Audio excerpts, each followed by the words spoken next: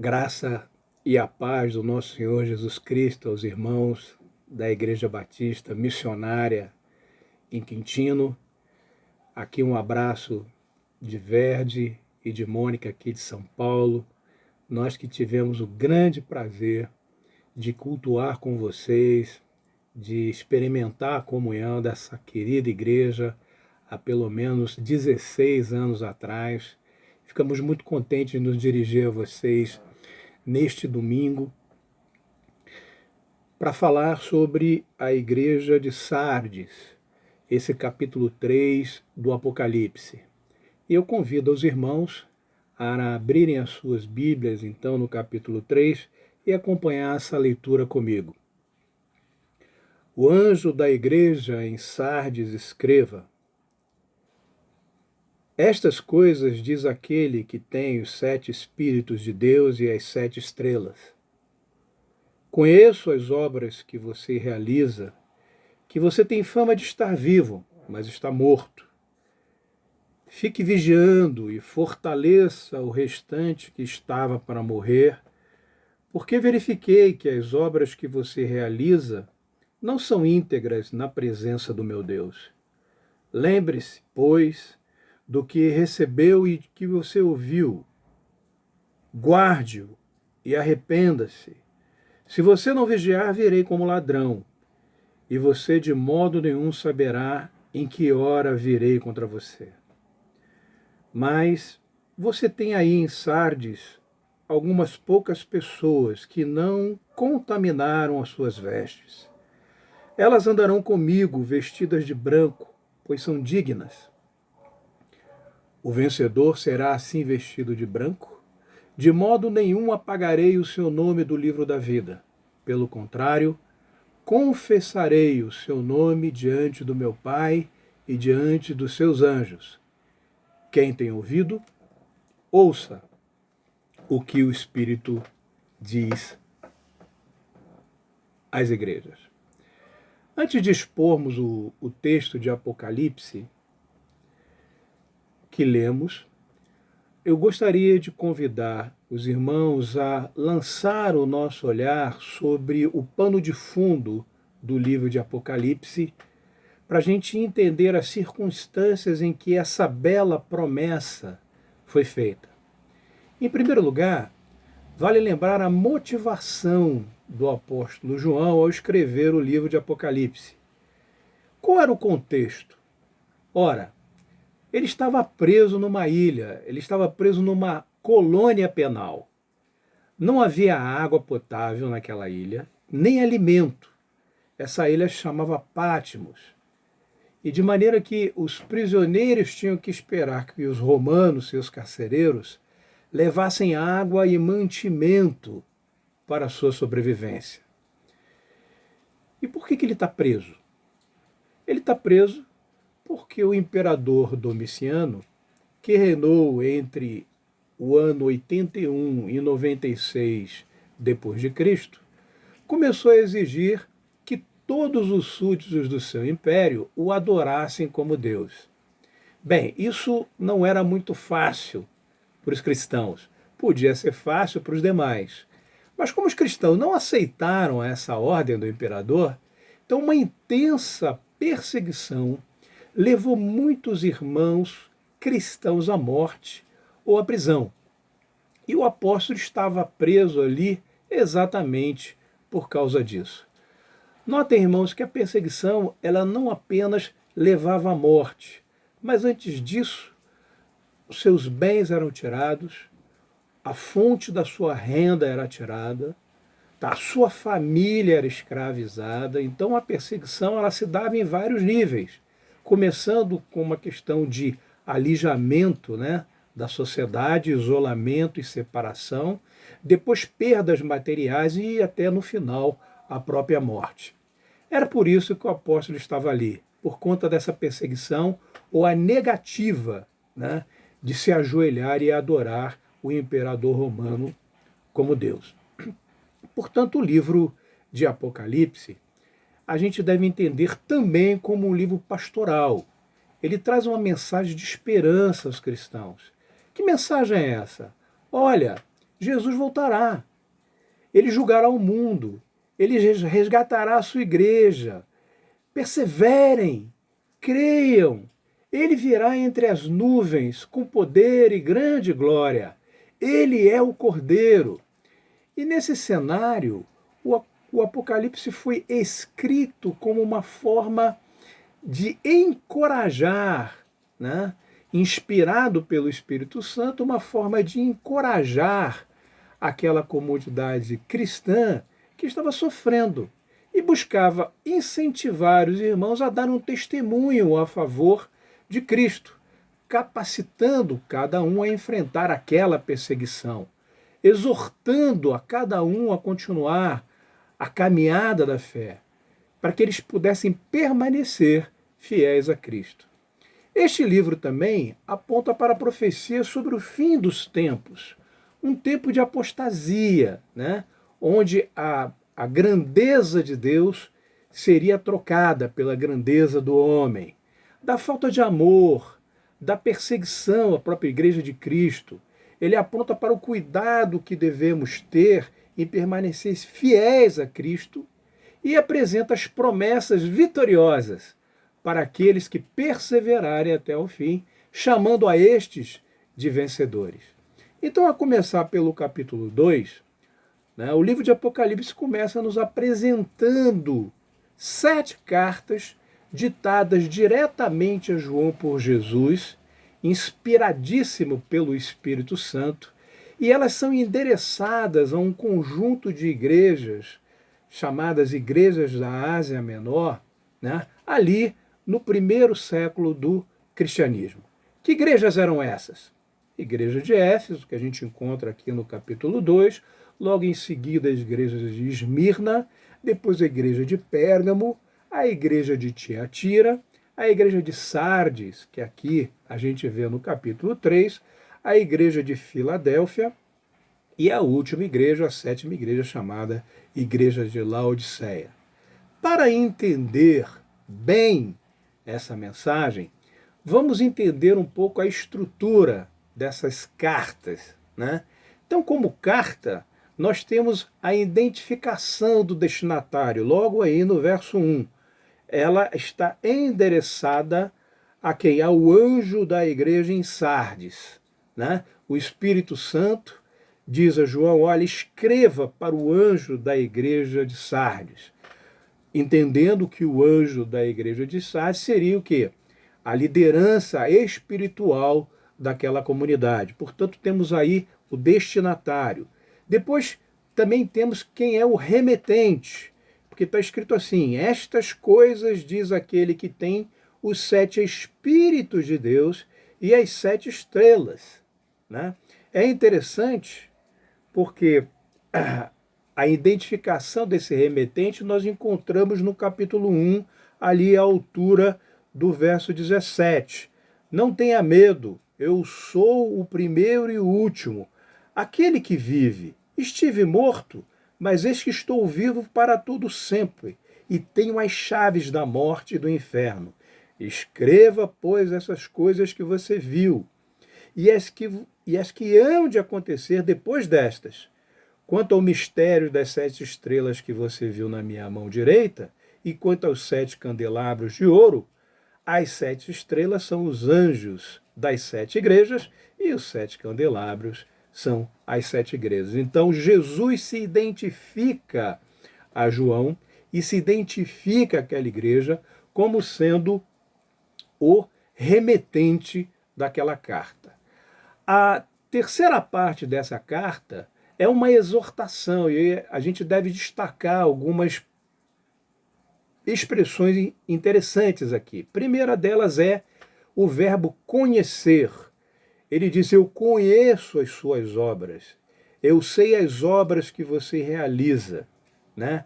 Que você tem fama de estar vivo, mas está morto. Essa é uma exortação. Depois ele vai dizer o seguinte, lembre-se, né?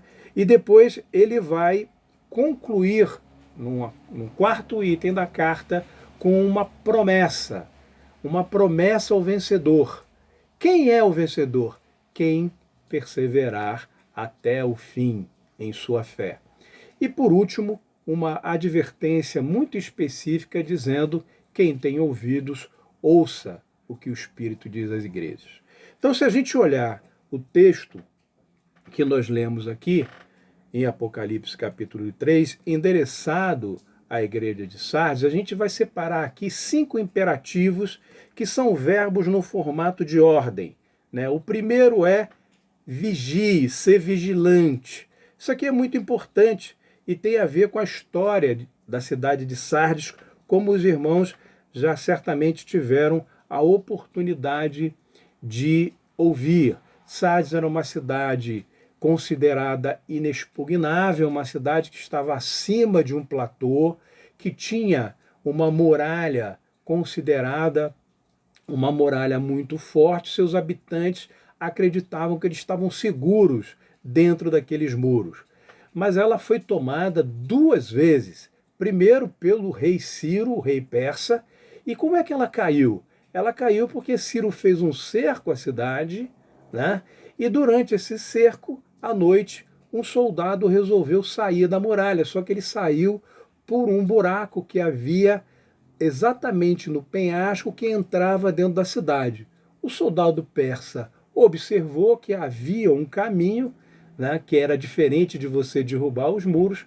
Os soldados persas entraram por ali e tomaram a cidade de Sardes. A mesma coisa aconteceu depois com Antíoco, também um general, né, grego. Ele toma a cidade de Sardes por falta de vigilância, sobretudo em suas muralhas. Então, a primeira coisa que Jesus diz à igreja é assim, ó, ser vigilante, né? Depois ele vai dizer, fortaleça ou consolida o que resta. Depois ele vai dizer, lembra-se. Depois ele vai dizer, obedeça, né? Usando a frase guarde-o. E depois ele vai usar uma outra expressão chamada arrepende-se. Então, se a gente fosse pegar todas essas coisas e resumir todos esses imperativos de Jesus em 3 aspectos básicos, a gente poderia separar da seguinte forma. Igreja de Sardes, vocês precisam voltar urgente à palavra. Qual é a característica de vocês? A característica de vocês é que vocês são uma igreja, tá, que parece viva, mas ela é morta. Vocês se lembram quando Jesus vira para os fariseus lá em Mateus e diz assim, olha, vocês são semelhantes a sepulcros caiados? O que são isso? O que isso representa? Quando os peregrinos chegavam em Jerusalém para a Páscoa, a recomendação dos fariseus era a seguinte, olha, a gente precisa pegar todos os túmulos e pintar com cal branca. Sabe por quê? O pessoal está vindo lá de todo o território e, poxa, eles têm que identificar que ali existe um túmulo. Então, pintem esse túmulos de branco, né, com cal, para que o pessoal não pise em terreno onde há alguém enterrado, porque senão eles seriam considerados impuros, né? Então, Jesus está dizendo o seguinte, olha, vocês são sepulcros caiados. Por dentro por fora estão pintados de cal, mas por dentro vocês têm morte. É exatamente esse o recadinho que está sendo usado aqui à igreja de Sardes. Por aquele que diz, ó, eu conheço as suas obras, eu conheço a integridade das suas ações. E olha, quero dizer uma coisa para vocês, não encontrei integridade nas ações que vocês vêm fazendo diante de Deus, meu Pai. Então, o que está sendo dito para eles aqui, ó, voltem, guardem aquilo que ainda resta. E o que é guardar aquilo que ainda resta? Verso 2. Fique vigiando e fortaleça o restante que estava para morrer, porque verifiquei que as obras que você realiza não são íntegras na presença de Deus. Lembre-se, pois, do que recebeu e ouviu. O que nós recebemos e ouvimos? Recebemos e ouvimos a palavra de Deus. E é o que eles ouviram e deveriam lembrar. Lembrar o quê? Para guardar e para voltar a essa palavra. Então, a igreja tinha se apartado da pureza da palavra. Uma igreja viva, irmãos, é fundamentada na palavra e orientada por ela. Uma igreja viva tem na palavra de Deus a sua base, a sua fonte, a sua motivação, sua direção e os seus propósitos. A gente não pode confundir uma igreja viva com uma liturgia animada, né? Com um culto animado, festivo, inovações litúrgicas, jogos de luzes, né?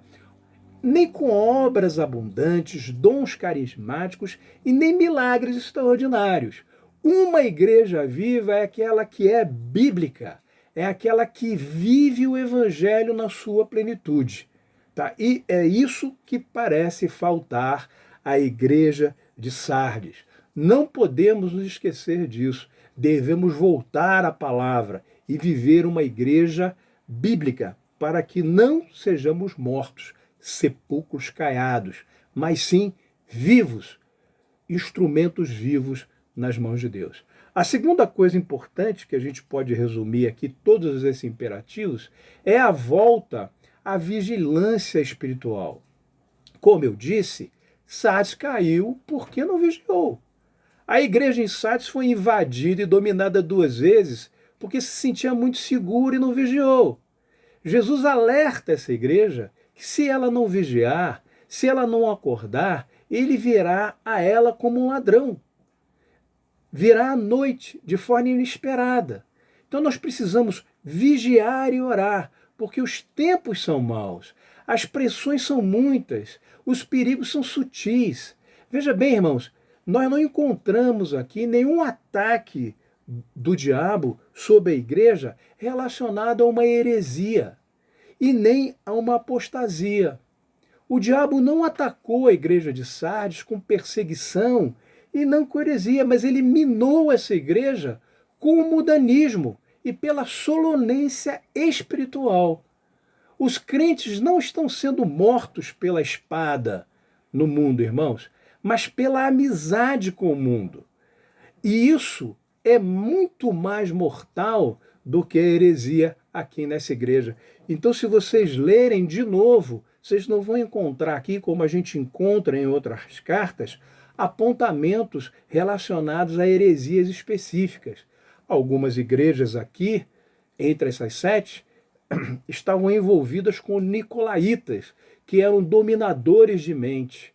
Era gente que estava dentro da igreja, usava a palavra de Deus para dominar pessoas, chamados nicolaítas. Os outros seguidores de Balaão, aqueles que faziam o que? Mercadejavam, vendiam a palavra. Isso eram considerações com outras igrejas. Eles também tinham lá aqueles que adoravam a Jezabel, que era o quê?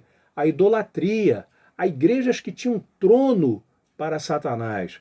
Mas aqui em Sardes, nada disso existia. Parecia uma igreja bonitinha, uma igreja arrumadinha, um sepulcro caiado. No entanto, por dentro, ela tinha morte, ela não era viva, não era uma igreja viva. A igreja de Sardes não era uma igreja herege e nem apóstata. Não havia heresias nem falsos mestres nela. Uma igreja que não sofria perseguição, não era perturbada por oposição de judeus, como muitas outras igrejas no Novo Testamento a gente pode ver. Era uma igreja certinha, como a gente diz, uma igreja ortodoxa, mas ela estava morta. O remanescente, aquele que permanecesse fiel, devia estar vigilante para não cair, né? E restabelecer a sua chama e o seu ardor pelo Senhor. Um outro aspecto interessante que a gente pode resumir aqui, esses imperativos, é a volta à santidade, que está expressa no verso 4. Mas você tem aí em Sardes umas poucas pessoas que não se contaminaram e não se contaminaram as suas vestes. Elas andarão comigo, vestidas de branco, pois são dignas. O esfriamento espiritual em Sardes não tinha atingido a todos. Ainda havia algumas pessoas que permaneciam fiéis a Cristo. Embora a igreja estivesse cheia, havia apenas uns poucos que eram crentes verdadeiros e não haviam se contaminado com o mundo. A maioria dos crentes estava vivendo com vestes manchadas e suas obras não eram íntegras diante de Deus. As vestes sujas falam de pecado, de impureza, de mundanismo. Obras sem integridade falam de caráter distorcido, de motivações erradas, irmãos, e, sobretudo, de ausência de santidade. Olhando essa exortação que Jesus fala, né, que acaba com a ideia, olha, recobra, volte, lembre-se daquilo que você aprendeu, guarde, né? Guarde a palavra, arrependam-se, porque se você não vigiar, eu virei, assim como aqueles inimigos que conseguiram te conquistar no passado. Esta é a exortação que nos é dada. Agora, existem aqui algumas verdades que nós precisamos lembrar. E a primeira está logo no verso 1. Conheço as obras que você realiza. Irmãos, Jesus me conhece, Jesus te conhece e Jesus conhece a igreja. Jesus conhece as obras da igreja, ele conhece a nossa vida, ele conhece o nosso passado, ele conhece nossos atos, ele conhece as nossas motivações. Os seus olhos são como chama, ele vê tudo e a tudo sonda. E a gente precisa entender que nós não estamos escondidos desse olhar.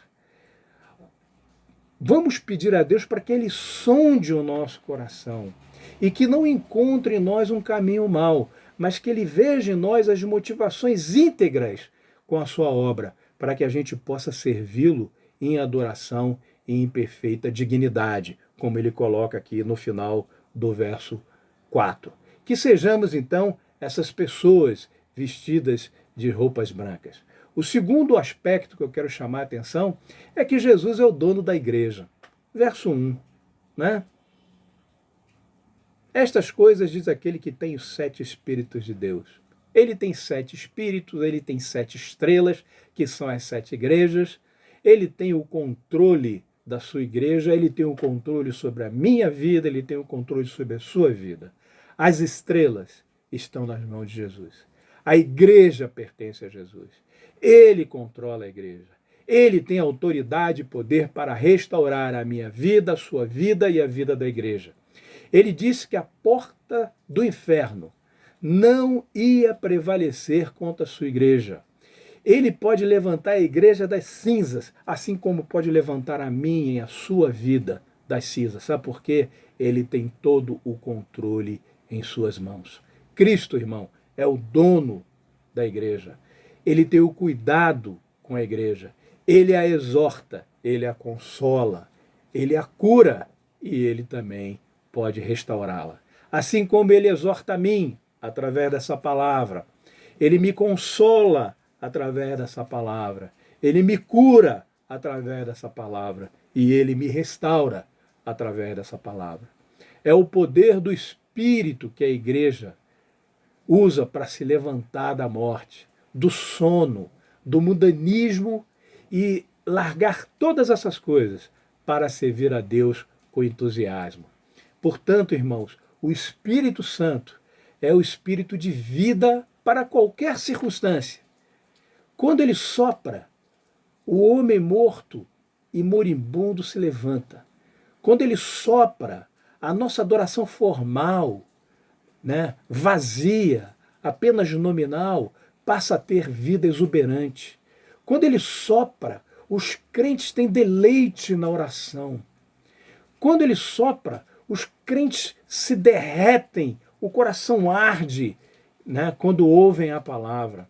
Quando ele sopra, os crentes, além de se deleitar na oração, são tomados por uma alegria indizível. Ele sopra sobre os crentes para que eles testemunhem de Cristo com o seu poder. Amados, a palavra diz que nós devemos orar no Espírito, pregar no Espírito, adorar no Espírito, viver no Espírito e andar no Espírito. Busquemos o Espírito Santo. Deixemos que Ele dirija a nossa vida com todo o seu poder. Ó, que sejamos crentes cheios do Espírito, irmãos. Lembrem-se, uma coisa é possuir o Espírito, a outra é deixá-lo tomar conta de você. Uma coisa é ser habitado pelo Espírito, a outra é ser cheio do Espírito.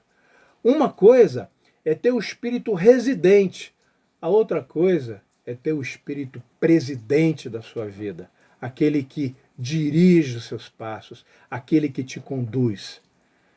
Essa é a ideia de sermos testemunhas de Cristo diante de toda a perseguição e diante dessa vida. São aqueles que perseveram até o fim. Agora, nós falamos em promessas, e esse texto é rico nisso, que é exatamente o verso 5.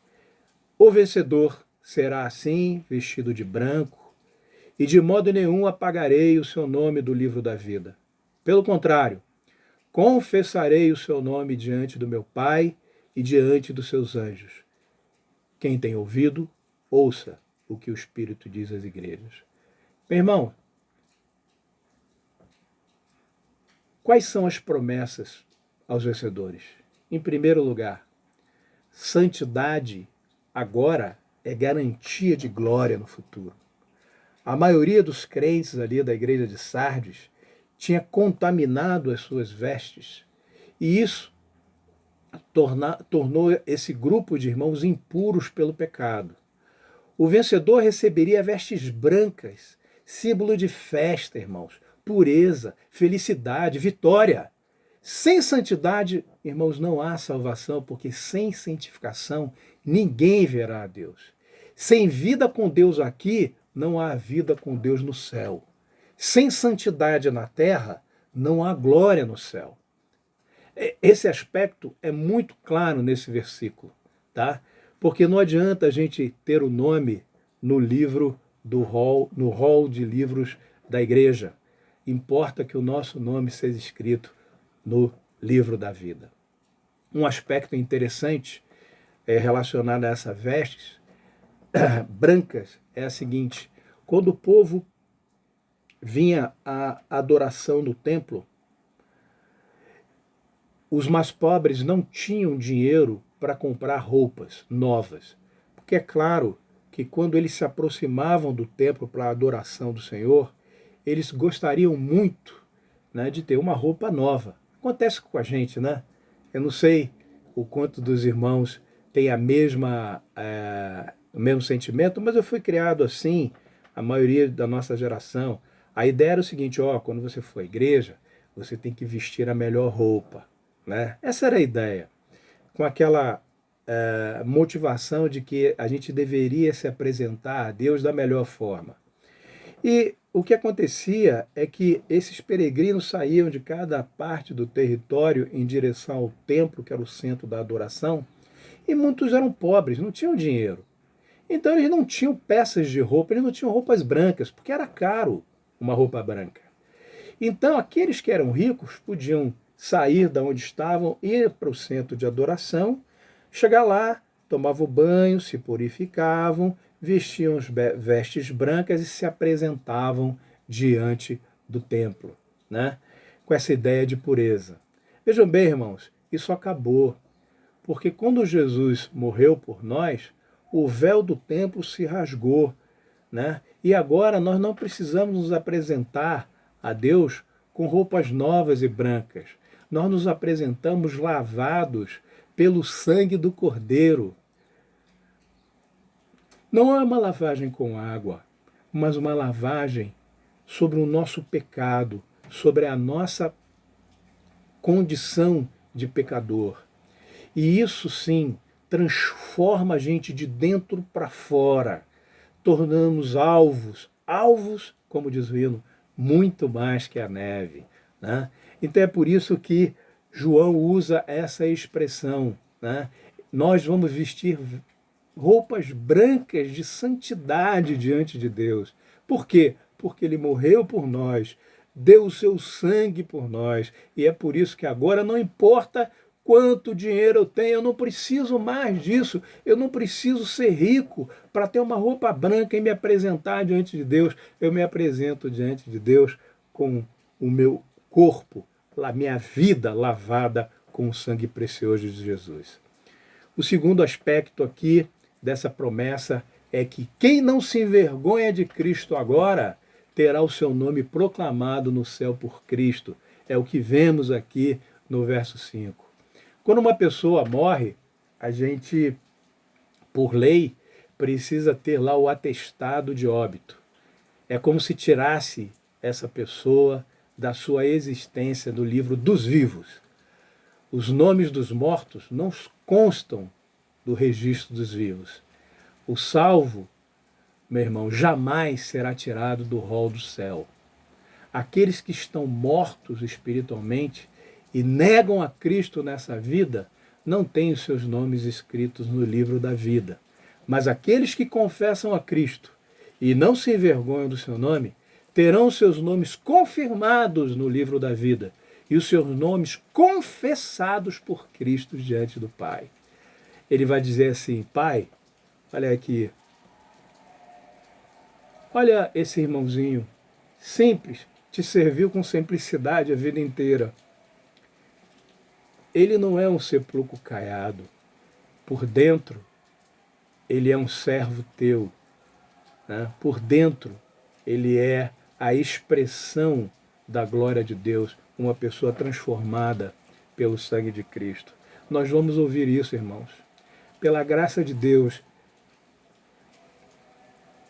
diante do Pai, Cristo há de confessar os nossos nomes e dizer: servo bom e fiel, entra no gozo do teu Pai. Os crentes fiéis confessam a Jesus e serão confessados por Jesus diante do Pai. Esta é a promessa que nós vemos aqui no verso 5. O nosso nome pode constar no registro da igreja, sem estar no registro de Deus, irmãos.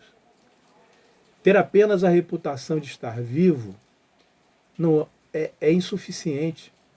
Importa que o nosso nome esteja no livro da vida, a fim de que seja proclamado por Cristo no céu, conforme Mateus 10, 32. Eu olho esse texto da igreja de Sardes, nós não vemos aqui nenhuma perseguição, como eu disse, à espada.